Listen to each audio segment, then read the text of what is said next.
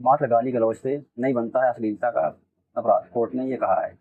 Supreme court ने एक मामले में अहम फैसला में आईपीसी की धारा 294 जो बीएनएस ने अब 296 के दायरे को स्पष्ट करते हुए कहा कि केवल गाली गलौज या अभद्र भाषा का इस्तेमाल अपने आप में अश्लीलता का अपराध नहीं है।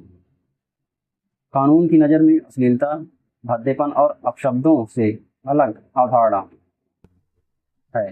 कानून की नज़र में अश्लीलता, अभद्रता, गाली गलौज या अपशब्दों के बीच अंतर करना जरूरी है। सिर्फ गाली गलौज, अपशब्द और भद्दे शब्दों को इस्तेमाल, चाहे वे कितने ही बुरे या अशुद्ध क्यों ना हो, उन्हें अश्लीलता के दायरे में नहीं माना जा सकता। जस्टिस करोल और विपुल एम पचौली की पीठ ने कहा कि जो शब्द सिर्फ भद्दे या गाली गलौज वाले होते हैं उन्हें घृणा, नफरत या हैरानी की भावना पैदा हो सकती है, लेकिन सिर्फ इसी वजह से वे कानून की नज़र में अश्लील नहीं हो पाते।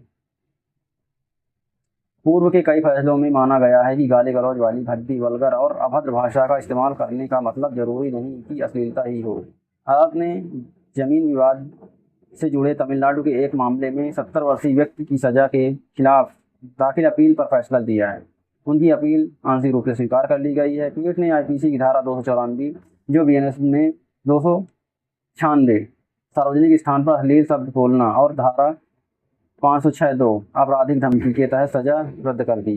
हालांकि खतरनाक हथियार से जानबूझकर गंभीर चोट पहुंचाने के लिए आईपीसी की धारा 326 के तहत सजा बरकरार रखी। अपराधी की उम्र ज़्यादा थी, इस वजह से कोर्ट ने उन्हें केवल कोर्ट उठने तक सजा दी।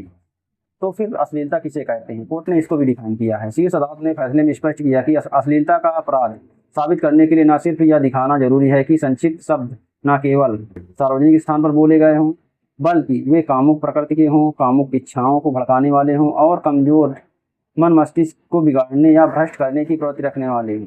केवल अपमानजनक या असभ्य भाषा का प्रयोग इन मानकों को स्वतः पूरा नहीं करता। ऐसे शब्द भले ही असभ्य या आपत्तिजनक हों, लेकिन जब तक वे कामुक या अनैतिक रूप से भ्रष्ट करने वाले ना हों, अश्लील नहीं कहा जा सकता। सुप्रीम कोर्ट ने साफ शब्दों में कहा कि जब तक ये चीज़ कंडीशन ना हो तब तक वो अश्लील नहीं माने जाएंगे। तो दोस्तों, अब आप ही बताइए ये फैसला कितना अब कारगर होगा? जो तमाम सारे झूठे मुकदमे दायर कर दिए जाते हैं, लोगों को फंसा दिए जाते हैं, इन नज़ीरों के माध्यम से कोर्ट का शायद व्यू लोअर कोर्ट का बदले, जिससे लोग परेशान होने से बच जाएं। कानूनी जानकारी के लिए हमारे चैनल से जुड़े रहें। धन्यवाद दोस्तों।